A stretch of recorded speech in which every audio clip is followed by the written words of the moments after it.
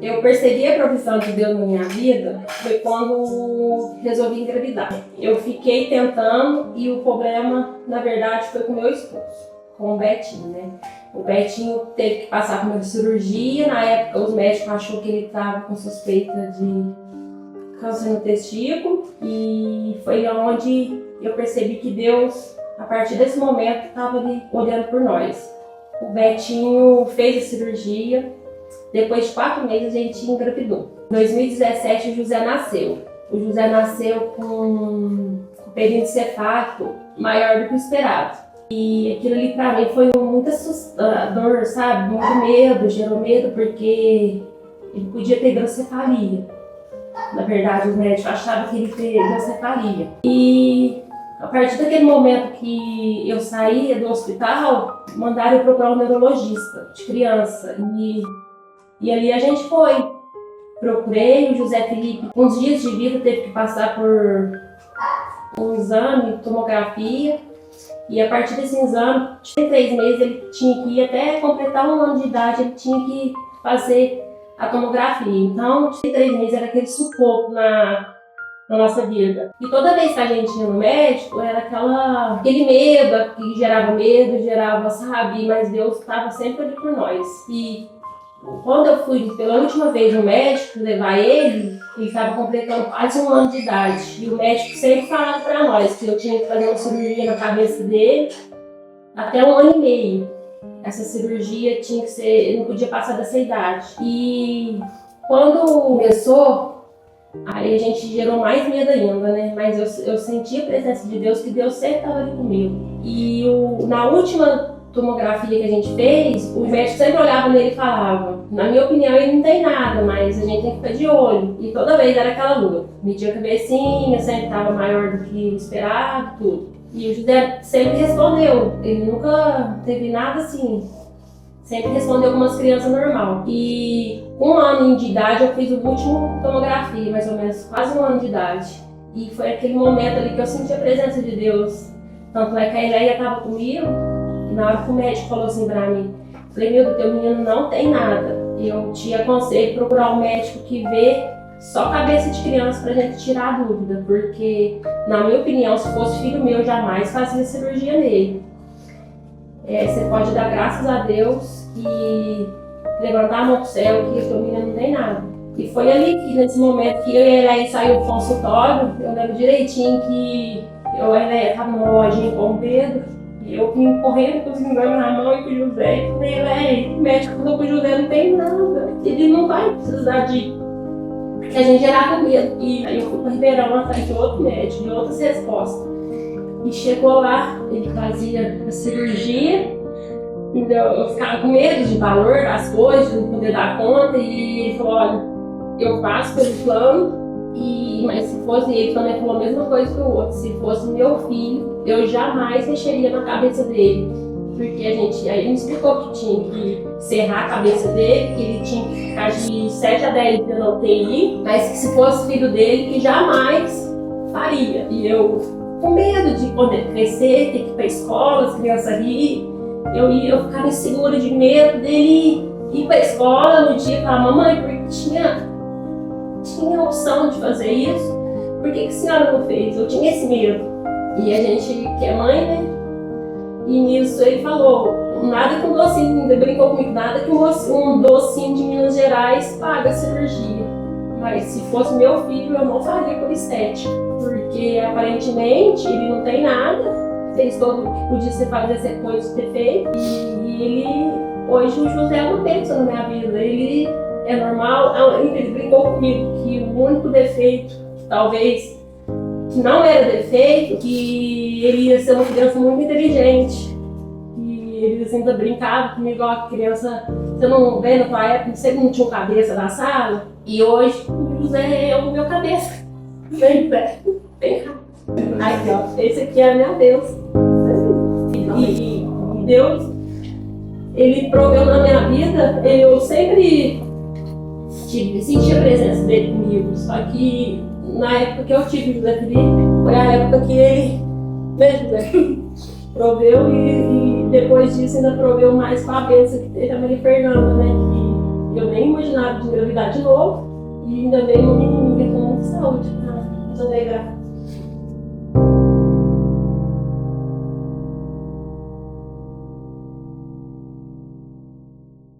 Agora de passar a última meditação desta série, o Deus que provê. E eu gostaria de convidar os irmãos para abrirmos a palavra de Deus no Evangelho de João, capítulo 3, versículo 16 apenas, que é o texto que todos os cristãos evangélicos sabem de cor. Quem não sabe tem que decorar, porque isso daqui é o dever de casa, digamos assim, de todo cristão evangélico, né?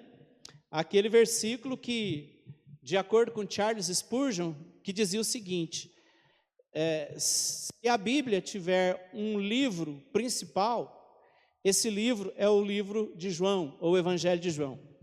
E se o Evangelho de João tem um versículo principal que resume toda a Bíblia, esse versículo é o versículo 3, aliás, 16 do capítulo 3. Mas o que diz esse versículo?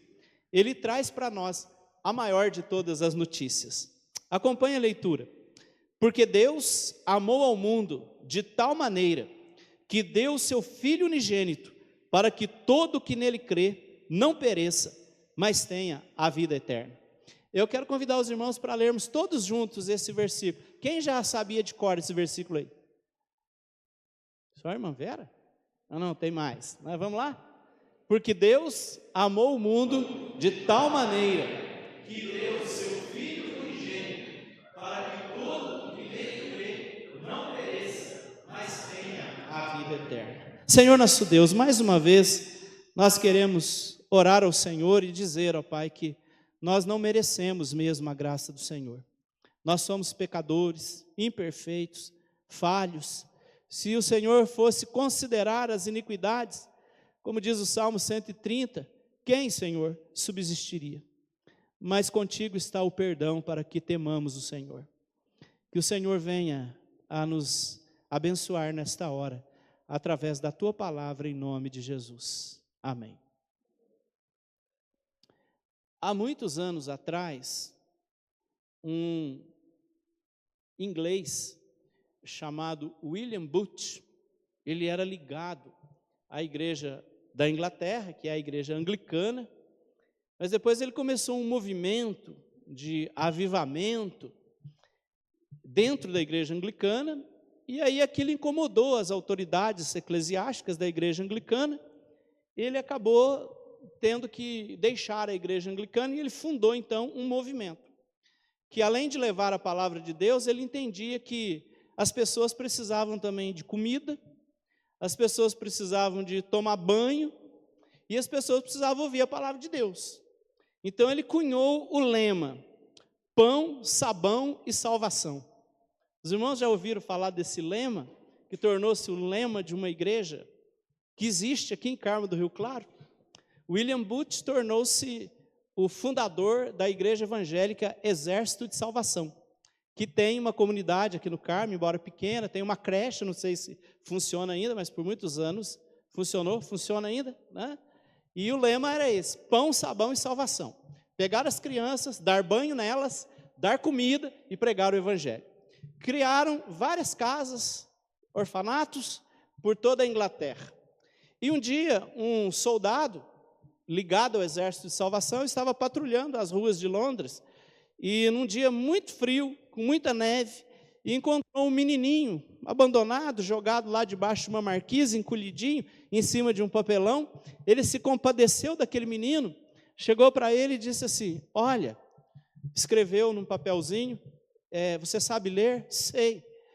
Então você pega esse papel, procura esse endereço, a hora que você chegar lá, você bate na porta, e aí, quando a pessoa abrir, você diz para eles assim, para a pessoa que abrir a porta, João 3,16, está entendido? O menininho disse, entendido. E aí ele pegou aquele papelzinho, saiu trêmulo pela rua, encontrou o endereço, chegou lá, bateu a porta, e aí, imediatamente, sem demora, apareceu alguém, abriu a porta, e o menininho tremendo falou João 3,16.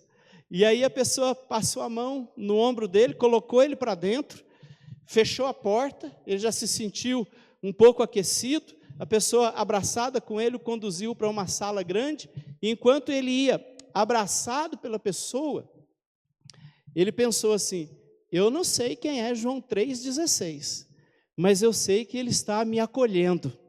Depois de tantas portas se fecharem na minha cara, e depois de tantos dias sendo enxotado de portas e sacadas, agora finalmente alguém me abraça e me acolhe. Eu não sei quem é, mas estou me sentindo acolhido.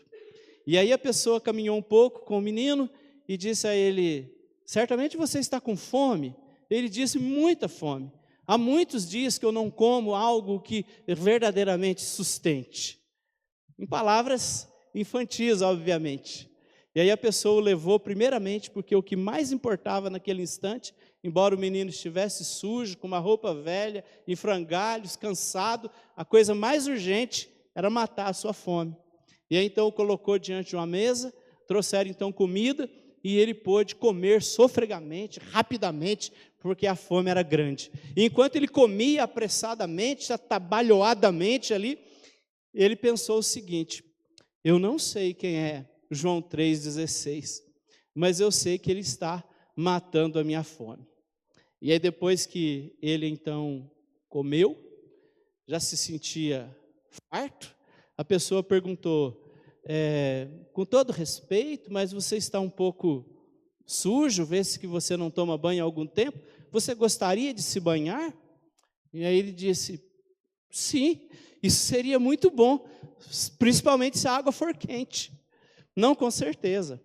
E aí prepararam um banho para ele, o levaram, ele entrou naquela banheira de água quentinha, experiência essa que ele não tinha fazia muitos anos. E aí enquanto ele estava ali, vendo aquela água a princípio limpa, começar a sujar-se com a sujeira que saía do seu corpo, a se esfregar, passar sabão, e ele começou a pensar: eu não sei quem é esse tal de João 3,16, mas eu sei que ele está limpando a minha sujeira, ele está me tornando limpo. E aí depois que ele terminou o seu banho, alguém bateu a porta e disse: olha, está aqui uma roupa limpinha e nova para você. Deixou lá, fechou a porta, ele saiu da banheira, se secou e começou a vestir aquela roupa novinha, do tamanho dele, seca, cheirosa. E ele pensou mais uma vez: eu não sei quem é João 3,16, mas eu sei que ele está me dando novas roupas, novas, limpas, cheirosas. E aí depois que ele se olhou no espelho do banheiro, irreconhecível diante do que ele era há alguns minutos atrás, ele então fica muito agradecido, batem a porta, ele sai, e aí pergunta: você já comeu, já se banhou, já está com a roupa limpa? Você certamente está cansado, pelo seu olhar vê-se que sim. Você não gostaria de descansar um pouco, de dormir um pouco? E ele disse: sim, realmente a minha vida não tem sido fácil, eu tenho estado muito cansado, e eu gostaria sim de descansar. E aí o encaminharam para um quarto, uma cama bem arrumadinha. Ele então se deitou ali, e um pouquinho antes de pegar no sono, coisa que aconteceu muito rápido, dado ao cansaço e já ter se alimentado, ele então pensou mais uma vez: eu não sei quem é João 3,16, mas eu sei que ele está me dando descanso, coisa que eu não tenho há muito tempo na minha vida. E assim ele adormeceu, e no dia seguinte ele acordou, e já não mais sozinho, mas junto com muitas outras crianças daquele orfanato, ele foi conduzido até a mesa de refeição, onde havia para ele ali toda a alimentação necessária para aquela manhã. Ele então comeu e falou com a pessoa que o recebera: olha, eu quero conhecer João 3,16, porque tudo que ele fez por mim, ninguém fez até hoje. É a primeira vez que eu sou tão bem tratado, tão acolhido, que me dão alimento, que me dão banho, que me dão roupa, que me dão repouso. Eu estou muito feliz aqui, gostaria até de ficar, se for possível, mas, por favor, eu quero conhecer esse João 3,16 e agradecer a ele, dar um abraço, dizer para ele que ele foi bom para comigo. E a pessoa então disse a ele: na verdade, menino, João 3,16 não se trata de uma pessoa que esteja aqui. É um versículo da Bíblia. Já que você quer conhecer João 3,16, eu vou lê-lo para você. E aí então ele foi a João 3,16 e leu esse versículo que nós acabamos de ler também. Porque Deus amou ao mundo de tal maneira que deu o seu Filho unigênito para que todo o que nele crê não pereça, mas tenha a vida eterna. De modo, menino, disse aquela pessoa, que João 3,16 fala da pessoa de Jesus Cristo. E se você quer conhecer o responsável por tudo que aconteceu com você, desde ontem até você ser encontrado por aquele guarda, até esta manhã, você então tem que conhecer o Senhor Jesus e agradecer a Ele. E assim o menino foi evangelizado, entregou a sua vida a Jesus e a partir dali ele passou a servir a Deus. Mas o que esta lição nos ensina a respeito do Deus provedor? O que essa história nos diz a respeito daquilo que Jesus veio ao mundo fazer por nós? A primeira coisa que o versículo 16 nos diz é: porque Deus amou ao mundo. A maior necessidade que o ser humano tem é de ser amado, é de ser acolhido, é de ser aceito, é de ser compreendido. A despeito das nossas dificuldades, dos nossos pecados, a despeito de não sermos aceitos muitas vezes por pessoas neste mundo, em muitos ambientes, é fato que o nosso Deus nos ama, Ele se preocupa conosco e Ele nos aceita. É interessante quando nós vemos aquela palavra do menino, quando ele disse, eu não sei quem é João 3,16, mas eu sei que ele está me dando abrigo. Ele está querendo dizer, até agora muitos fecharam a porta na minha cara, mas eu estou sendo recebido agora. E de fato, meus irmãos, quando nós vamos para o Salmo 91, versículos 2 e 4, olha que palavras nós encontramos sobre o acolhimento que Deus faz na nossa vida, suprindo essa necessidade que nós temos de sermos abrigados, de sentirmos-nos seguros. Enquanto o menino estava na rua, ele estava exposto à insegurança, mas quando ele chega naquela casa, a porta se abre, ele entra, e depois ela se fecha após ele, ele se sente seguro. E o Salmo 91, 2 e 4 diz que o Senhor é o meu refúgio e o meu baluarte, Deus meu, em quem confio.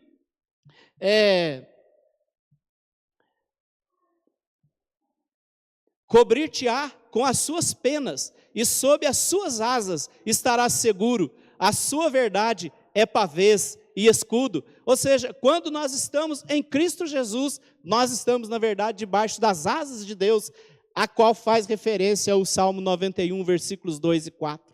Nós nos sentimos seguros debaixo das asas de Deus, sentindo que ali nós somos abrigados e o Senhor nos protege. Há um comentarista do Salmo 91 que diz que quando essa figura é usada, a imagem que vem à mente do escritor do Salmo é a imagem de uma águia ou outra ave qualquer que acolhe os seus filhotes debaixo das suas asas. E como os filhotes são alvos de outras aves de rapina, que vêm para matar os filhotes e comê-los, quando eles estão debaixo das asas, eles são invisíveis às aves inimigas, e eles não podem, portanto, ser atacados. A ideia que o Salmo nos dá é de que, quando nós estamos debaixo das asas de Deus, nós estamos escondidos de tal forma que os nossos piores inimigos não podem nos enxergar, e, portanto, não podem fazer-nos mal algum. Todos nós temos necessidade de nos sentirmos seguros, abrigados, porque o mundo em que nós vivemos é um mundo de perigo, de insegurança, de incertezas. Todo tempo nós nos vemos expostos ao perigo. Saímos na rua, o trânsito, estamos em casa, os ladrões, na rua também, os assaltantes. Nós estamos cercados por perigos de todos os lados. E uma necessidade que nós temos é de nos sentirmos seguros. Por isso que em toda eleição vêm os candidatos dizer saúde, educação e segurança pública. Porque eles sabem que falar de segurança dá voto. Porque todos nós nos sentimos, de alguma maneira, inseguros. Mas quando nós estamos em Cristo, nós sabemos que a nossa vida está nas mãos do Deus que nos protege. Nós estamos debaixo das asas do nosso Deus e podemos nos sentir abrigados. Ele está sempre do nosso lado, luta por nós, nos protege e nos defende. Depois aquele menino, se os irmãos se lembram da história, que é verídica, não é uma mera ilustração, ele disse quando estava sentado à mesa, eu não sei quem é João 3,16, mas eu sei que ele está matando a minha fome, ou seja, suprindo a minha necessidade de alimento físico. Ora, Jesus disse em João 6,35, eu sou o pão da vida, aquele que vem a mim jamais terá fome. Jesus sendo o pão da vida, meus irmãos, quando nós estamos em Cristo, Ele supre a nossa necessidade de pão espiritual. Ele supre a nossa necessidade de sermos preenchidos com a palavra de Deus, que é o pão vivo. O Senhor Jesus é chamado, no Evangelho de João, capítulo 1, de a palavra. No princípio era o verbo, ou a palavra, que se encarnou em Cristo. E essa palavra tornou-se alimento para nós. Ele mesmo diz, eu sou o pão da vida. Mas como se não bastasse ele suprir a nossa necessidade, a nossa carência espiritual, de um pão espiritual, e isso é mais importante do que tudo. Jesus, inclusive, disse certa vez, trabalhai, não pela comida que perece, mas pela que permanece para a vida eterna. Ou seja, vocês estão correndo atrás só das coisas desse mundo, preocupados em encher a barriga, preocupados em matar a fome física, mas vocês têm que saber que, como disse ele ao diabo na tentação, não só de pão viverá o homem, mas de toda palavra que sai da boca de Deus. Mas ele supre também a nossa necessidade de comida. Acho que foi o João que pregou, né, nesse mesmo tema, aquele texto onde o Senhor confronta a fé dos seus discípulos. Por que vocês se preocupam com o que haverão de comer, de beber, como haverão de se vestir? Olhem para as aves que não plantam, não semeiam, não recolhem celeiros. No entanto, vosso Pai as alimenta. Bem mais valei vós do que os pássaros. E por que andais preocupados com o que haveis de vestir? Olhai os lírios do campo, eu vos digo que nem mesmo Salomão, no esplendor de toda a sua glória, jamais se vestiu como qualquer deles. Ora, se Deus veste assim a erva do campo, que hoje está viçosa e amanhã murcha e seca, não vestirá vocês também, homens de pequena fé? Então o Senhor dizendo que Ele nos alimenta espiritualmente e nos alimenta também fisicamente. E depois vem-nos Paulo dizer aquele versículo lá da primeira mensagem desta série que eu tive a bênção de pregar. E o meu Deus, segundo a sua riqueza em glória, há de suprir em Cristo Jesus cada uma das vossas necessidades. Esse é o Deus que provê pão do céu para alimentar a nossa alma, provê a palavra que é esse pão vivo e provê também alimento cotidiano. E para aqueles que têm mais dificuldades, tem o ministério de diaconia, tem a cesta básica, o Senhor não deixa faltar o alimento de que necessitamos, nem físico e nem espiritual. O salmista vai dizer, fui moço e agora sou velho, porém nunca vi o justo passar necessidade e nem a sua descendência a mendigar o pão. Ou seja, aqueles que são cuidados pelo Senhor, Deus supre as suas necessidades. Mas se os irmãos se lembram também da nossa história, aquele menino, enquanto se banhava, ele dizia, eu não sei quem é João 3,16, mas eu sei que ele está me limpando, ele está me lavando, ele está jogando para bem longe de mim a minha sujeira. E isso nos faz lembrar de que quando nós nos encontramos com o Senhor Jesus pela primeira vez, quando nós nos convertemos, quando somos alcançados pelo Evangelho e chegamos na igreja, nós não chegamos perfeitos, limpos, sadios, nós chegamos doentes, cansados e principalmente o que nos faz sofrer mais, sujos com a sujeira do nosso pecado. A Bíblia compara o pecado muitas vezes com aquilo que é sujo, com aquilo que é vil, com aquilo que é mal cheiroso, com aquilo que causa repulsa nossa diante de Deus. Deus, quando olha o pecador ainda não limpo, não arrependido, não transformado, Deus sente repulsa pelo pecador e Ele não pode senão julgar o pecador e condená-lo e derramar sobre ele a sua ira. Mas o texto que nós lemos, João 3,16, diz que antes de Deus ser Deus justo e vingador, Ele amou o mundo de tal maneira que deu o seu Filho, para que através de Cristo Ele pudesse nos limpar primeiro e depois de limpos, nos receber na sua presença. E veja que o Senhor Jesus fala dessa limpeza algumas vezes. Ele diz em João 15:3 para os seus discípulos: vocês já estão limpos pela palavra que vos tenho pregado. Então, quando a palavra de Deus é pregada a nós, ela nos limpa. Porque à medida que a palavra vai sendo ministrada na nossa vida, o Espírito Santo vai usando a palavra para nos mostrar os nossos pecados. E nós então ficamos incomodados, confessamos, e aí nós vamos sendo limpos, libertos, tirados, como diz o salmista, né, do lamaçal do pecado, e colocado os nossos pés sobre uma rocha. Essa rocha que é Jesus, que nos limpa completamente. E depois, em 1 Coríntios 6,11, o apóstolo Paulo vai dizer: mas vós vos lavastes, mas vós vos limpastes, e fostes santificados.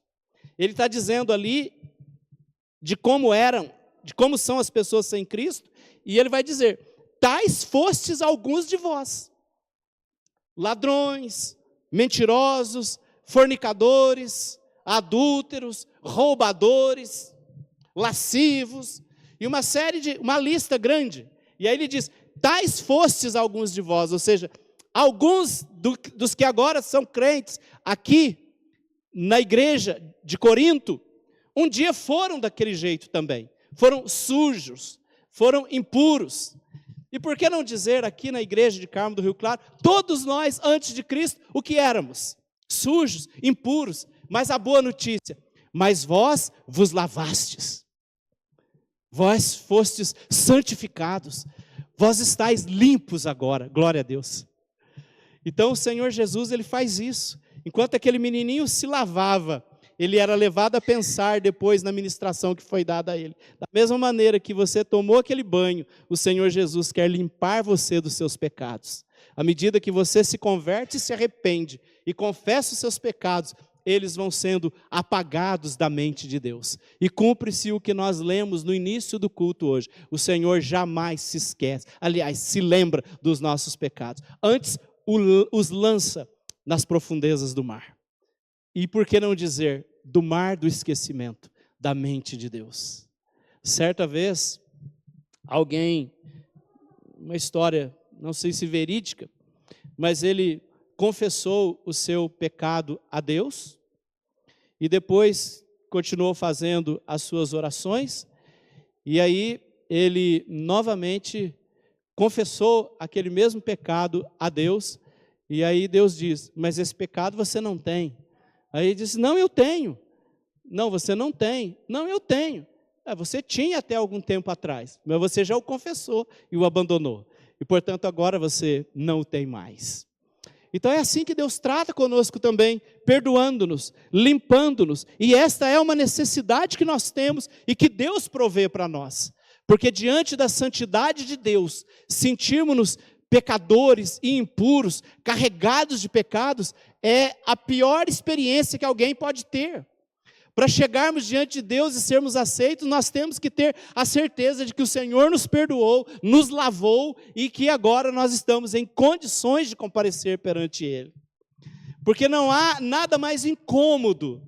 Eu me lembro os irmãos também conhecem aquela passagem do começo do livro de Isaías, quando ele tem uma visão do Senhor. E aí ele diz assim: ai de mim, porque eu sou um homem de lábios impuros, e habito no meio de um povo de impuros lábios, e eu vi o Senhor. Certamente eu vou morrer, porque um pecador como eu não pode ver o Senhor e permanecer vivo, permanecer impune. E aí o Senhor se dirige a ele e diz: os teus pecados foram perdoados. E aí ele não foi morto, e ele pôde permanecer e ser o grande profeta que foi. Mas eu quero dar ênfase nisso, o pavor de Isaías. Eu sou pecador, e eu vi o Senhor, ai de mim. Olha o terror que toma conta de alguém que se sente pecador, que diante da santidade de Deus, a luz de Deus penetra o mais íntimo do nosso coração, e todas as nossas podridões vêm à tona. Nós queremos fazer como Adão fez. Eu vi que estava nu, e quando o Senhor chegou, eu me escondi, de medo. O terror que toma conta de um pecador que ainda sente-se não limpo, não purificado dos seus pecados, diante do Deus santo e terrível, que é o nosso Deus. Mas quando o Senhor nos perdoa, nos limpa, então nós comparecemos perante Ele, como diz o autor de Hebreus. Aproximemo-nos do Senhor, aproximemo-nos da sua presença, com intrepidez, entremos no Santo dos Santos, em ocasião oportuna, para encontrar misericórdia em Deus. Então todos nós, meus irmãos, precisamos que Deus proveja para nós perdão e purificação. Todos nós precisamos ser perdoados e ter a certeza de que Deus nos perdoou. Tem muita gente que tem dificuldade com isso, mas será que Deus me perdoou mesmo? Eu me sinto tão culpado, eu sinto que o que eu fiz não tem perdão. Deus já perdoou, mas a pessoa não se perdoa, e ela fica remoendo aquilo. É preciso nos lembrarmos de que Deus se esquece. Parece um trocadilho, não é? É preciso que nós nos lembremos de que o nosso Deus se esquece. Quando o pecado é confessado, abandonado, ele é perdoado e é esquecido pelo nosso Deus. Essa necessidade de nos sentirmos limpos é suprida pelo nosso Deus. Ele provê para nós purificação. E, finalmente, aquele menino também disse, eu não sei quem é João 3,16, mas eu sei que ele está me dando vestes novas. E esta citação do menino nos faz lembrar daquele versículo de Apocalipse, capítulo 7, versículo 10, onde está escrito, quando João olha e vê uma multidão incontável de pessoas vestidas com vestiduras brancas, roupas brancas, ele diz, quem são estes? E o anjo que está com ele diz, estes são os que vêm da grande tribulação, os quais lavaram as suas vestes e as alvejaram no sangue do Cordeiro. Nós precisamos e temos necessidade da justiça de Deus. As vestes brancas são o símbolo da justiça de Deus. Vestes sujas são símbolo do pecado, mas vestes brancas significa todo aquele que usa foi justificado no sangue do Cordeiro. Ele agora pode apresentar-se diante de Deus com a consciência pura e limpa. Ele foi santificado, ele foi lavado e agora ele está vestido com a justiça de Cristo. Isso significa, meus irmãos, que quando Deus olha para nós, quando nós realmente confessamos o nosso pecado, quando nós somos perdoados por Ele, e o Senhor se esquece dos nossos pecados, Ele olha para nós, e é como se Ele estivesse olhando para a pessoa de Jesus. Ele nos recebe na sua presença, não somente porque nós confessamos o nosso pecado e nos arrependemos, mas Ele nos recebe, porque Jesus Cristo é a nossa justiça, e em Cristo é que Ele nos recebe. Se não fosse Jesus, Deus não poderia receber ninguém. É por isso que Jesus diz, ninguém vai ao Pai, a não ser por mim, porque quem provê para nós vestiduras brancas é Jesus, que ao derramar o seu sangue na cruz do Calvário, Ele fabrica milhões e milhões de vestes brancas. Ele com o seu sangue purifica milhões e bilhões de pecadores e os apresenta diante de Deus, não tendo justiça deles mesmos, mas a justiça de Jesus. Por isso que Paulo diz que ele se gloria no fato de que ele se apresenta diante de Deus não tendo justiça própria que procede de lei, senão a que é mediante Jesus Cristo. Olha que bênção, meus irmãos. Se nós fôssemos os responsáveis pela nossa salvação, quem se salvaria? Ninguém. Quem pode obter estas vestes brancas, senão aquele que as alvejou no sangue do Cordeiro? Quem pode ser recebido diante de Deus como não tendo pecado nenhum, senão aquele que está em Cristo, porque Cristo morreu e pagou todos os nossos pecados?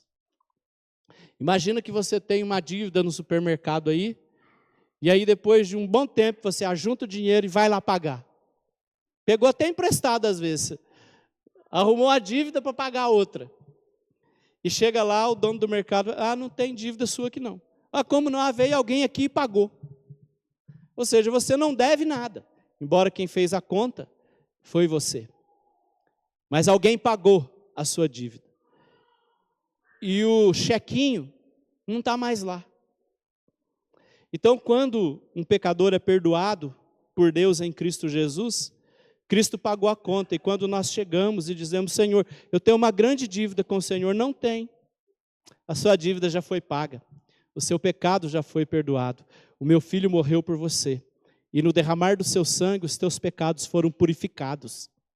E agora você não me deve nada. Você pode ser recebido no meu céu, estar na minha presença, ser considerado meu filho e visto como santo aos meus olhos. Então, as vestes brancas significam a justiça de Cristo, a santidade de Cristo, que torna-se a nossa justiça e a nossa santidade. Agora, irmãos, para encerrar, quando o menino deitou naquela cama, ele disse, não sei quem é João 3,16, mas eu sei que ele está me dando descanso. Todos nós precisamos de descanso, não é verdade? A coisa que mais nós estamos suscetíveis, digamos assim, é o cansaço. O nosso corpo é finito, nós somos limitados. Quando a gente faz esforço em excesso, a gente se cansa. Depois de um dia de trabalho, a gente quer uma cama para descansar.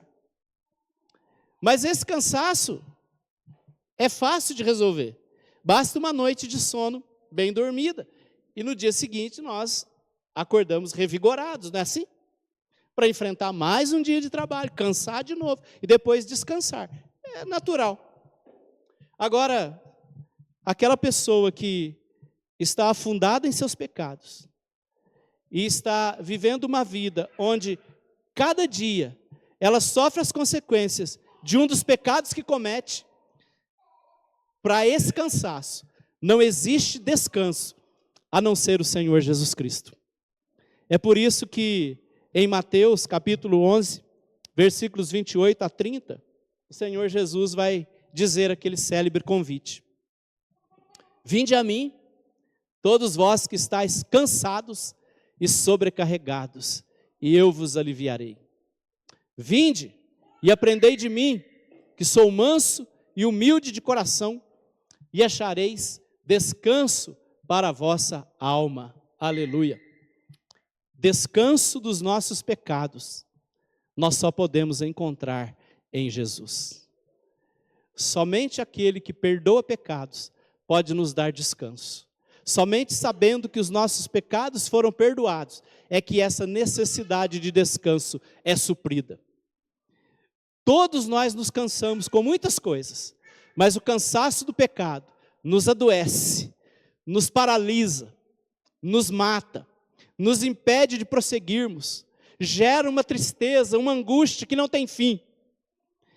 E pensando que o nosso problema não é espiritual, nós procuramos resolver esse cansaço com uma série de propostas que o mundo e Satanás apresentam para nós o tempo todo. Mas quando nós descobrimos que Cristo é a resposta para todas as nossas necessidades e principalmente do descanso dos nossos pecados, então nós abraçamos a Jesus, nos jogamos nos seus braços, o Senhor nos acolhe, nos perdoa e sentindo-nos perdoados, nós podemos, enfim, descansar das nossas fadigas, sabendo que, mesmo que voltemos a pecar, nós temos um advogado diante do Pai, Jesus Cristo o justo. E sempre que pecarmos, podemos recorrer a Ele, em sincera gratidão pela sua morte na cruz do Calvário, e em sincero arrependimento, confessando a Ele cada um dos nossos pecados e recebendo dele a palavra de perdão e da reconciliação. Ah, meus irmãos, como é bom descansar em Cristo, descansar das fadigas do pecado, descansar do cansaço de uma vida de rebelião, descansar sabendo que o Senhor sofreu a morte na cruz do Calvário, justamente para nos dar um descanso. E o livro de Hebreus vai se referir a esse descanso. Há um descanso para os filhos de Deus. E esse descanso não é o dia do sábado. Esse descanso não é uma cama confortável. Esse descanso é a pessoa de Jesus Cristo. E quando nós estamos nele, então nós nos sentimos descansados. Sentimos que o peso do nosso pecado é tirado, é transferido para ele.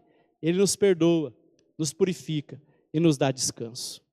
Então veja quantas necessidades que nós temos e todas elas são supridas por Jesus. Veja que o Deus que provê está o tempo todo operando através de Jesus Cristo para suprir para nós, para prover para nós todas as nossas necessidades, para que nós não tenhamos falta de absolutamente nada. O Senhor supre todas as nossas necessidades, e não há nada de que nós necessitemos que Cristo não seja a resposta.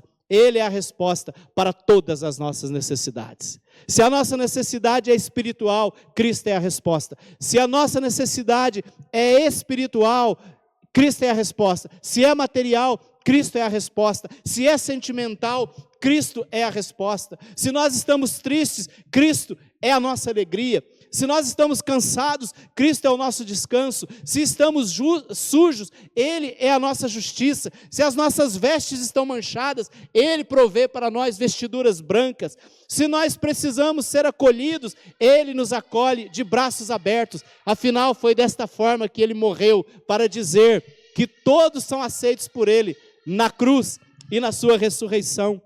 E por fim, se nós estamos com fome, seja do pão do céu, seja do pão da terra, Cristo é a resposta, porque é Ele que mata a nossa fome espiritual, mas é Ele também quem coloca o pão na nossa mesa, é Ele quem nos dá forças para trabalhar e levantar o nosso sustento.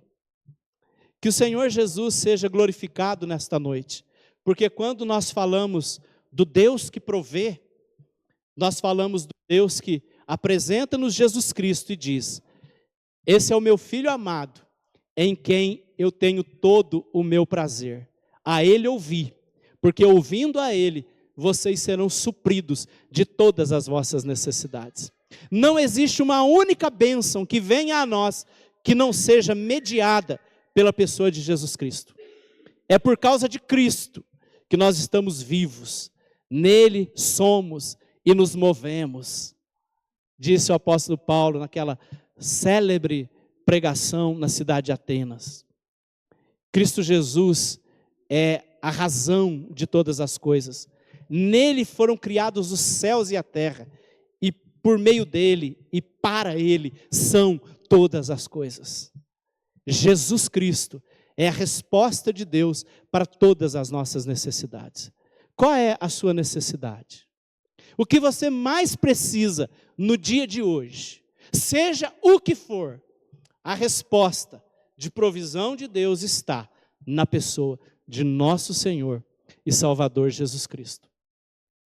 E eu gostaria de encerrar essa série de meditação. Dou graças a Deus por ter tido essa oportunidade de iniciar e encerrar.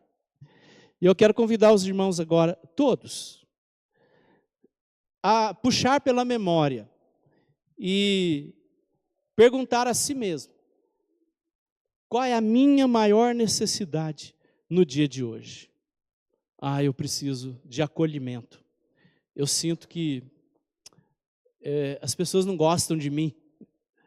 Às vezes é um sentimento, às vezes as pessoas gostam, mas a gente tem uma mania muitas vezes, alguns traumas que a gente carrega, que a gente não se sente amado pela pessoa que mais nos ama. Às vezes a sua necessidade é material. Eu estou passando algumas necessidades financeiras. Eu preciso de algumas coisas que estão fazendo falta e eu não tenho. Às vezes a sua necessidade é espiritual. Eu estou me sentindo impuro. Estou me sentindo em pecado. Não consigo me arrepender, confessar. Me apresento diante de Deus e sinto que Deus não me aceita, não porque Ele não me ame, mas porque Ele quer que eu confesse, mas eu não consigo deixar esse pecado, eu preciso de libertação. Talvez você pergunte qual é a minha maior necessidade hoje. Minha maior necessidade é de servir a Deus de todo o meu coração. Eu estou fazendo isso, mas de uma forma automática, empurrando com a barriga, como diz o ditado. Não estou fazendo de todo o meu coração. Qual é a minha maior necessidade? Eu preciso ser mais cordial, eu preciso ser mais paciente com as pessoas, eu preciso ser mais amoroso, mais acolhedor, eu preciso abrir os braços e acolher as pessoas, demonstrar mais amor a elas. Eu preciso de roupas novas, espirituais, me sentir puro, confessar pecados. Qual é? Eu poderia passar muito tempo aqui, não queremos fazer isso, citando uma lista de necessidades que podem nos alcançar. Mas qual é a sua necessidade hoje? Mês que vem, ou domingo que vem, já é outro tema. Mas o tema de agora é esse, o Deus que provê. E Ele quer prover na sua vida, não é por acaso que esse tema foi proposto. Deus quer nos ensinar a dependermos dEle, e a sabermos que nele há provisão para todas as nossas necessidades. Então vamos ficar de pé, e eu gostaria de orar pela sua vida. Talvez é saúde, eu estou doente, e eu preciso que o Senhor me cure. Minha necessidade é de emprego, eu estou desempregado, e eu preciso de uma porta de trabalho aberta diante de mim. Qual é a sua necessidade? Do que você precisa? Aonde o Deus que provê, precisa prover na sua vida. Porque quando Jesus Cristo foi dado, Ele foi dado para nos dar vida eterna, e a vida eterna começa agora. Desde o momento em que aceitamos a Cristo, nós ganhamos vida eterna, e vida em abundância, vida com qualidade, vida com alegria. Eu preciso de alegria. Eu me sinto triste, abatido. Não consigo sentir alegria, estou deprimido, triste. Eu preciso que o Senhor me dê a sua alegria. Qual é? É essa a sua necessidade? Apresenta isso perante o Senhor nesse momento. Eu preciso de reconciliação com Deus, com alguém. Eu preciso, sei lá, cada um sabe de si mesmo. A resposta só você pode dar. Mas vamos orar e pedir a Deus que venha suprir necessidades, que venha prover. Jeová Jiré, o Deus da nossa provisão, seja Ele agora invocado por todos aqueles que precisam da provisão de Deus na sua vida. Senhor nosso Deus, nós queremos louvar e bendizer o Teu nome, Senhor, porque nós temos, ó Pai, tido nesses tempos, ó Deus, esta boa notícia, de que o Senhor é o supridor de todas as nossas necessidades, de que o Senhor é o Deus que provê para cada uma das nossas necessidades uma resposta e uma solução. E nós, ó Deus, porque somos humanos, frágeis e pecadores, imperfeitos, nós, ó Deus, erramos muitas vezes, nós sofremos as consequências e temos, portanto, ó Deus, muitas necessidades na nossa vida. E agora eu quero apresentar a Ti, Senhor, cada um dos meus irmãos, que agora apresenta ao Senhor a sua necessidade. E precisam que o Deus de toda provisão venha prover agora, nesse momento, ó Deus, para a vida de cada um, segundo a necessidade de cada um. Senhor, em nome de Jesus, olhe para cada um, atenda, Senhor, a oração que cada um te faz nesse momento. Recebe, ó Deus, cada pessoa que deixou a sua casa, que veio para esse lugar de adoração nesta noite, para receber, quem sabe, uma palavra de ânimo, que consiste em saber ou recordar que Cristo Jesus morreu na cruz do Calvário, para nos dar vida eterna, vida com abundância, vida com alegria, vida onde todas as nossas necessidades são providas, onde nós somos abastecidos de todos os dons do céu e também de todas as bênçãos desta terra das quais necessitamos. Ó Deus, alegra o coração entristecido, cura, Senhor, a doença que precisa ser curada. Ó Deus, em nome de Jesus, perdoa e purifica aquele que agora confessa o seu pecado e pede, ó Deus, que o Senhor renove a sua comunhão e a sua alegria contigo. Em nome de Jesus, ó Deus, age das maneiras mais improváveis, das maneiras a nós desconhecidas, mas o Senhor que conhece o profundo e escondido de cada coração, que o Senhor esteja agora mostrando a cada um qual é a sua real necessidade, o que é aquilo que cada um mais precisa, e que o Senhor venha, ó Deus, completar a tua obra e fazer aquilo que só o Senhor é capaz de fazer, porque só o Senhor é o Deus Todo-Poderoso. No nome de Jesus, nós oramos e agradecemos. Amém. E graças a Deus. Os irmãos podem sentar.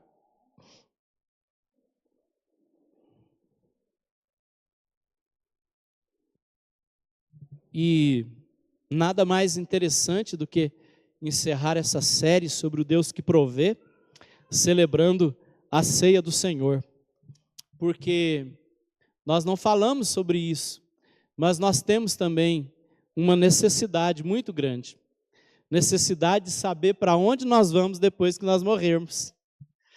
A vida mais triste de ser vivida é aquela onde a pessoa não sabe. E se eu morrer agora? Eu vou para o céu ou para o inferno? E se Cristo voltar agora? Eu estarei com Ele, eu serei recebido por Ele, eu subirei com Ele, ou eu serei condenado? A dúvida mais triste, quando, pelo menos na minha experiência, né? Se eu morrer agora, e se Cristo voltar agora, eu estou preparado para me encontrar com Ele? Teve uma vez que o pastor Jeremias disse assim que quando uma igreja é abençoada, até nos avisos as pessoas se convertem. Que teve um presbítero lá que foi avisado a ceia, né? Aí ele disse assim: irmãos, domingo que vem é a ceia. Venha preparado para participar da ceia. Porque quem não está preparado para participar da ceia é porque não está andando com Deus. Quem não está andando com Deus, está andando sabe-se lá com quem. E quem está andando sabe-se lá com quem, não está preparado para ir para o céu. E quem não está preparado para ir para o céu, está preparado para ir para o inferno. Domingo que vem é a ceia. Aí o indivíduo ouviu lá: meu Deus, e eu não sei se eu posso participar da ceia, então eu não estou andando com Deus. Se eu não estou andando com Deus, eu estou andando sei lá com quem. E se eu estou andando sei lá com quem, eu não tenho certeza se eu posso ir para o céu. Se eu não tenho certeza que eu posso ir para o céu, a única certeza que eu posso ter é que eu vou para o inferno. Eu preciso acertar a minha vida com Deus. Se converteu, no aviso. E aí ele pede, né? Ô Senhor, abençoa os avisos lá da minha igreja, para que também pessoas se convertam até nos avisos. E essa certeza o Senhor também provê. Aquele que está em Cristo, nova criatura é. As coisas antigas já passaram, eis que se fizeram novas. E mais, agora pois, já, os irmãos se lembram? Nenhuma condenação há para os que estão em Cristo Jesus. Vamos participar da ceia nesta certeza. O Senhor nos acolheu, purificou, limpou, perdoou e nos recebeu para nunca mais nos deixar.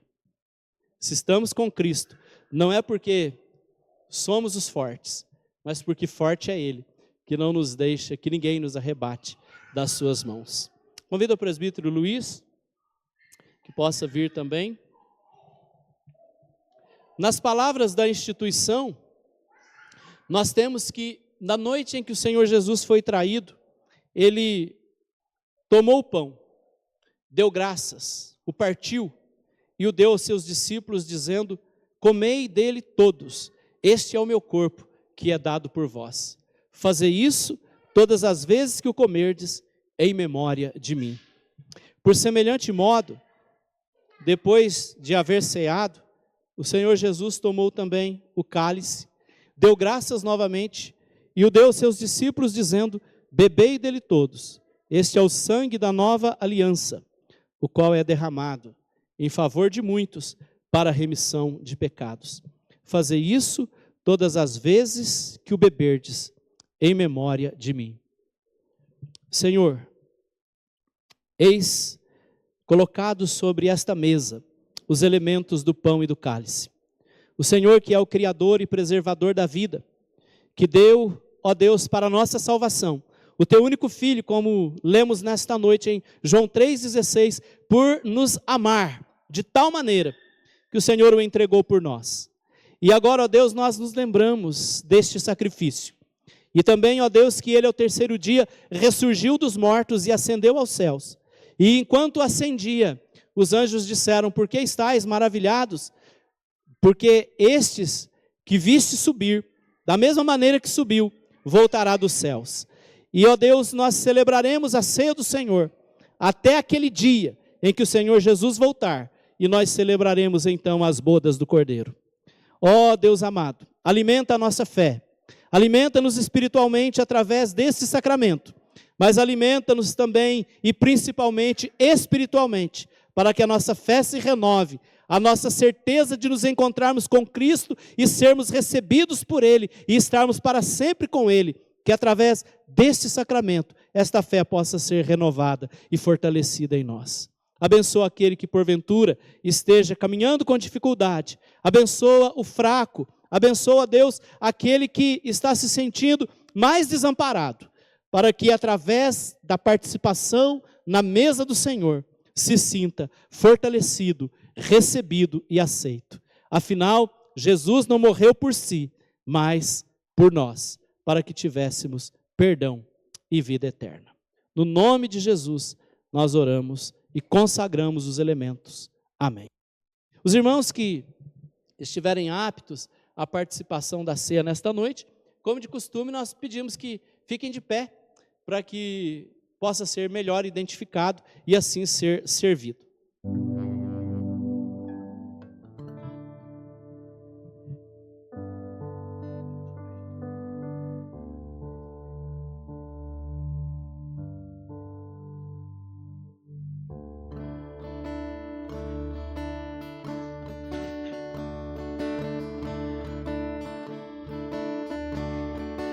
Ele não tinha qualquer beleza ou majestade para nos atrair.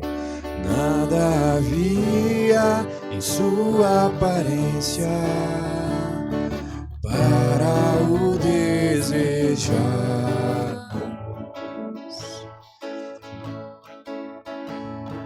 Mas rejeitado dentre os homens, ainda assim carregou nossas dores, o seu castigo nos traz paz, e a esperança não se esvai.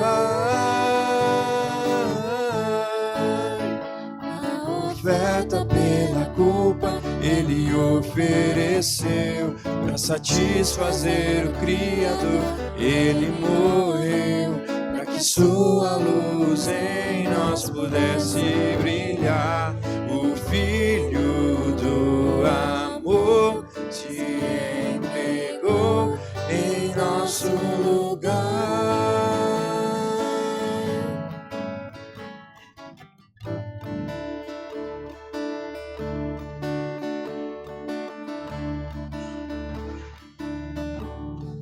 Mas rejeitado dentre os homens, ainda assim carregou nossas dores. O seu castigo nos traz paz, e a esperança não se esvai. A oferta pela culpa ele ofereceu, para satisfazer o Criador. Ele morreu, para que a sua luz em nós pudesse brilhar. O Filho do amor se entregou em nosso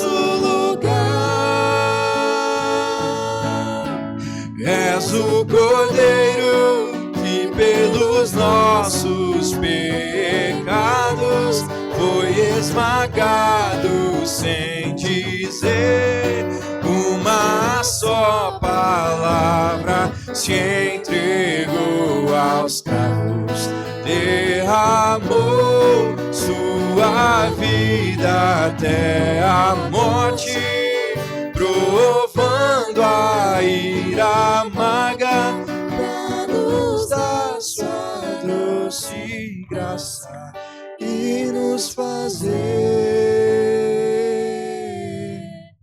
viver.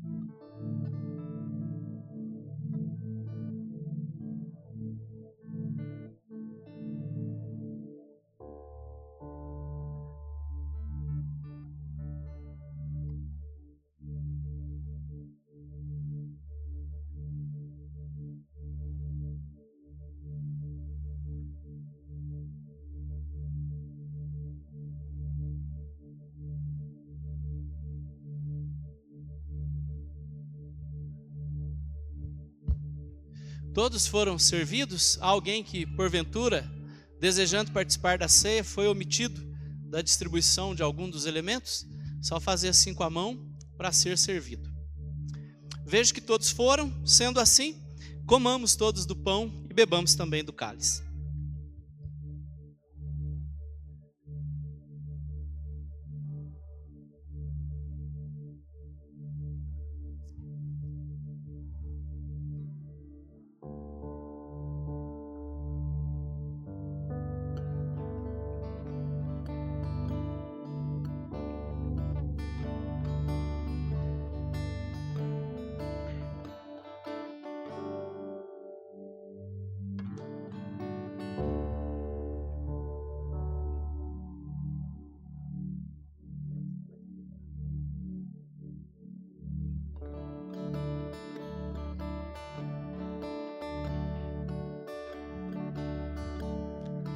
Mas rejeitado dentre os homens, ainda assim carregou nossas dores. O seu castigo nos traz paz e a esperança não se esvai. A oferta pela culpa ele ofereceu para satisfazer o Criador. Ele morreu para que a sua luz em nós pudesse brilhar. O Filho do amor se entregou em nosso lugar. És o Cordeiro que pelos nossos pecados foi esmagado, sem dizer uma só palavra, se entregou aos cravos, derramou sua vida até a morte, provando a ira amarga pra nos dar sua doce graça e nos fazer viver.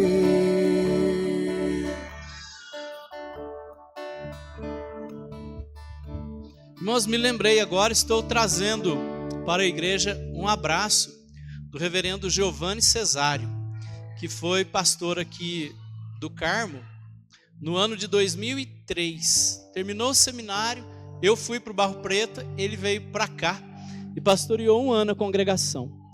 A maioria dos irmãos não o conhece, mas acho que a Eléia, o Júnior, já estava na igreja nesse tempo. Pastor Giovanni? Tá, conheceu, né? Então, ele era ali do presbitério Vale do Rio Grande, da IPB, né? Foi cedido para trabalhar conosco aqui naquele ano. E aí depois ele saiu daqui e foi para Ibiraci pastorear a IPB de lá. E agora ele está pastoreando a IPB de São Lourenço. E amanhã nós vamos visitá-lo, né? É muito amigo, uma pessoa muito querida, foi testemunho de casamento, então, muito chegado mesmo. E sempre que a gente pode, ele vem em casa, a gente vai lá na casa dele, e aí a gente vai ficar lá 2 dias com eles, né? E então ele pediu que a gente trouxesse o abraço, né? Uma igreja por onde ele passou, que ele nutre muito carinho, acompanha, né? Pelas redes sociais aí, o progresso da igreja aqui. Então pediu para a gente trazer esse abraço caloroso dele. Quando ele tiver a oportunidade, ele quer vir aqui conhecer. Quem sabe um dia, né, ele possa ir de férias, quem sabe, passar por aqui, pregar para a gente. E agora ele está lá, pastoreando a IPB de São Lourenço, onde a gente vai passar esses dias com ele. Fica aí dado o recado, sintam-se abraçados. Vamos impetrar a bênção apostólica e assim terminar o nosso culto.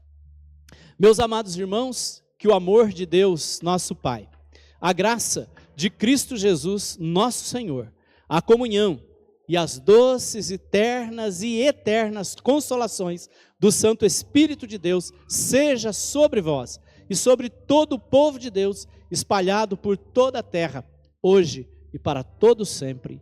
Amém.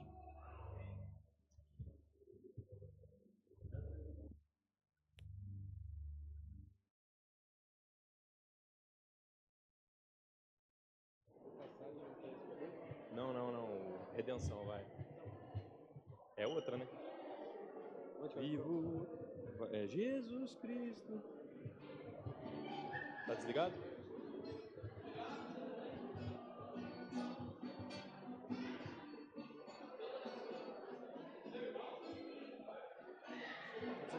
Tá desligado? Já foi então. Desligado. Mas tá louco, hoje foi a hora que foi começar aquele pessoal.